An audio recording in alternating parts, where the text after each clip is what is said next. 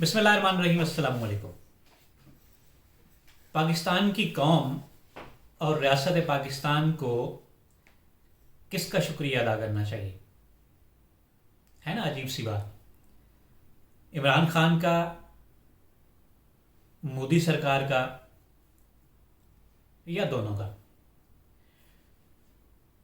ये 2021 में पाकिस्तान की मिलिट्री मोराल और मुल्क की मईशत की हालत ये थी कि उस वक्त के आर्मी चीफ ने सीनियर सहाफ़ियों से गुफ्तगू करते हुए कहा था कि अगर इंडिया ने हमला कर दिया तो हमारे पास 2 फौजी गाड़ियों में डालने के लिए पेट्रोल भी नहीं है।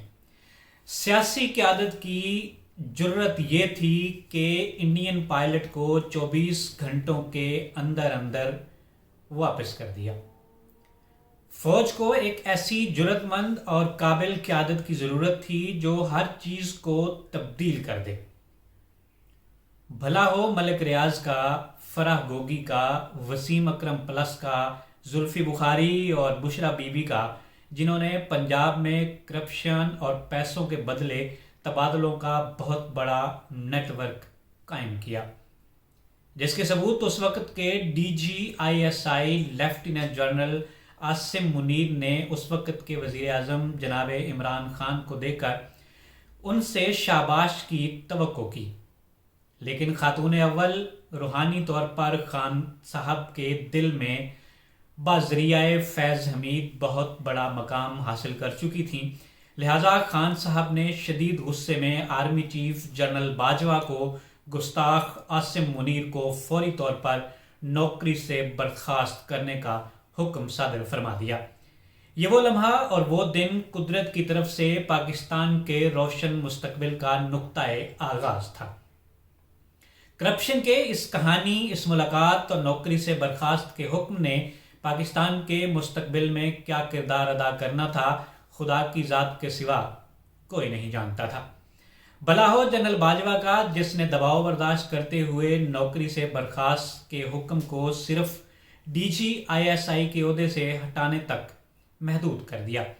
अदम एतमाद के जरिए PTI की हुकूमत के खात्मे के बाद खान साहब के अंदर का खौफ खुलकर सामने आ गया और उन्होंने सरेआम जलसों और तकरीरों में आसिम मुनीर को आर्मी चीफ बनने से रोकने की मुहिम शुरू कर दी। खान साहब इस हद तक आगे चले गए कि कोई सिपाही आर्मी चीफ बनता है तो बन जाए, आसिम मुनीर को नहीं बनना चाहिए। खान साहब की 4 साला बदतरीन कारकर्दगी के बावजूद एंटी अमेरिका और एंटी एस्टैब्लिशमेंट बयानिए को नौजवानों में मिलने वाली ज़बरदस्त पजीराई PDM जमातों को अपनी सियासी मौत नज़र आ रही थी। उन्होंने इमरान खान की कमज़ोरी और उनके अंदर का खौफ भांप लिया था और इसी का फ़ायदा उठाते हुए उन्होंने 29 नवंबर से एक दिन पहले रिटायर्ड होने वाले लेफ्टिनेंट जनरल आसिम मुनीर को आर्मी चीफ नामजद कर दिया। खान साहब ने सोशल मीडिया की उस वक़्त की मकबूलियत को देखते हुए एस्टैब्लिशमेंट और फौज से सरेआम ऐलाने जंग कर दिया। खान साहब भी यह हकीकत समझने से कासिर रहे कि हुकूमतें और निज़ाम बदलने के लिए सड़कों पर लाखों की तादाद में आवाम की ज़रूरत होती है, ना कि सोशल मीडिया और पोलिंग स्टेशंस की ज़रूरत होती है। खान साहब और उनका सोशल मीडिया इस जंग में इतना आगे निकल गया कि अपनी सियासी जमात की हैसियत ख़त्म करके एक रियासत मुखालिफ शिद्दत पसंद गिरोह की शक्ल अख्तियार कर ली, जिसको कुचलना रियासत के लिए फ़र्ज हो गया। लेकिन इंडिया, इसराइल और PTI सोशल मीडिया के गठजोड़ के ज़रिए बनाया गया दबाव बर्दाश्त करना रियासत पाकिस्तान के लिए मुश्किल हो रहा था। अफ़गानिस्तान और इंडिया के ताउन से KPK और बलूचिस्तान में जहन्नुम के कुत्ते अपनी कार्रवाइयाँ और असर रसूख शहरी इलाकों तक बढ़ाकर रियासत की रिट को सरेआम चैलेंज कर रहे थे।